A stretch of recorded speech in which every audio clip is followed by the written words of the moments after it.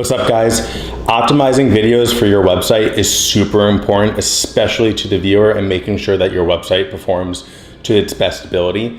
Following these tips is really going to ensure that it's done perfectly. So you want to make sure that your video is compressed as much as possible.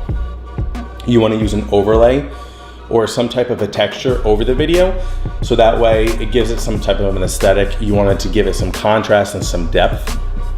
You want to limit the total size of the video to be at least 2 megabytes or less. Anything over 2 megabytes, it will slow down your website and your viewer is going to have a really bad time on it. You want to avoid a lot of movement in the video. You want to make sure that it's aesthetically pleasing, but you don't want to take away from the most important part of the website, the content.